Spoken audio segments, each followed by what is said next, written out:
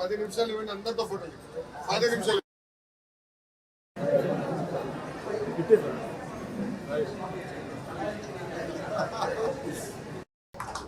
మొన్న జరిగిన ఎన్నికల్లో ఆ బాధ్యత మీరు నాకు అప్పగించారు. పెద్దలన్నట్టు తరతరాలుగా వస్తున్న సమస్యల్ని పరిష్కరించాల్సిన అవసరం నా పైన ఉంది. పెద్దలన్నట్టు రాజకీయాలు దూరంగా పెట్టి, అంటే పార్టీలు దూరంగా పెట్టి కలిసికట్టుగా ఒక పక్కన నియోజకవర్గ అభివృద్ధి కానివ్వండి, గుడి అభివృద్ధి కానివ్వండి, కళ్యాణ మండప అభివృద్ధి కానివ్వండి చేయాల్సిన బాధ్యత మనందరి పైన ఉంది. నేను అనేక సార్లు కూడా అన్నా, 4 సంవత్సరాలు 9 నెలలు మన ప్రాంత అభివృద్ధి గురించి, ప్రజల అభివృద్ధి గురించి, పేదరికం లేని మంగళగిరి గురించి మనందరం కలిసికట్టుగా మాడదాం, పోరాడదాం, నిలబడదాం. చివరి 3 నెలల మటుకు రాజకీయం చేద్దాం. అంటే ఎన్నికలు వస్తాయి కదా, 3 నెలల మటుకు మనకి యుద్ధమే కదా, అప్పుడు పోరాడదాం. కానీ 4 సంవత్సరాలు 9 నెలలు పక్కన పెట్టి హెరాస్మెంట్ కానీ, ఒక్క నిమిషం స్వామి, ఒక్క నిమిషం మాట్లాడినాడు. ఇంకా పూర్తి చేయాలి, నాదేం మీరు మాట్లాడు, నన్ను పూర్తి చేయని మీరు మాట్లాడు. రాజకీయాలు దూరంగా పెట్టుకుని కలిసికట్టుగా అందరం పనిచేసి అభివృద్ధి చేసుకోవాల్సిన బాధ్యత మనందరి పైన ఉంది.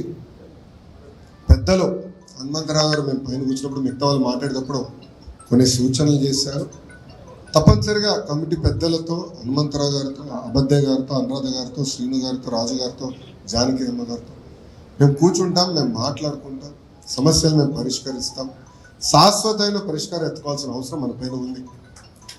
ఏదో వచ్చి మళ్ళీ తాత్కాలికంగా ఆలోచించకుండా సమస్యలకి శాశ్వతమైన పరిష్కారం చేయాల్సిన బాధ్యత మన పైన ఉంది. ప్రత్యేక నా పైన బాధ్యత పెరిగింది. ఇది రాజకీయ వేదిక కాదు కనుక నేను ఇచ్చిన హామీల గురించి నేను మాట్లాడలేదు. ఇక్కడ పని ఆల్రెడీ ప్రారంభించాను, దానికి వచ్చే ఫలితాలు మీరు చూస్తారు.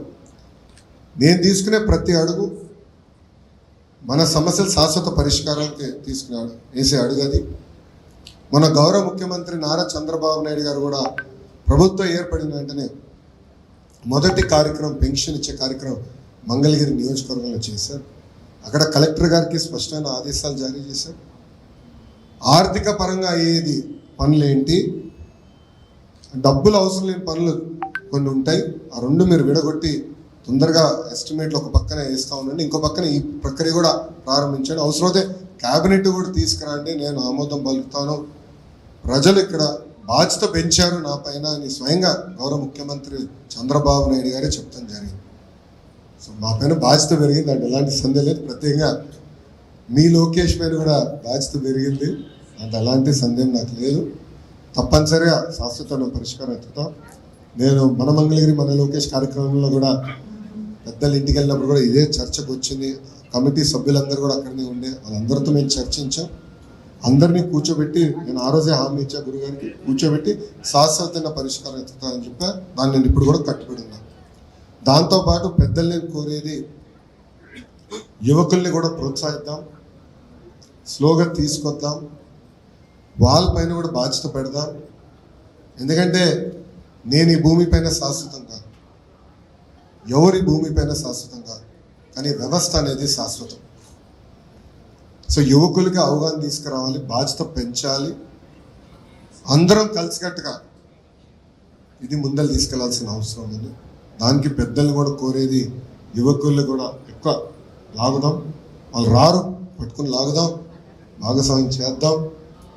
వాళ్ళ రూట్స్ అంటే ఎక్కడ నుంచి ఎక్కడ పుట్టారో, ఎక్కడ పెరిగారో, ఏం చేయాలనేది కూడా వాళ్ళు తెలుసుకోవాల్సిన అవసరం ఉంది.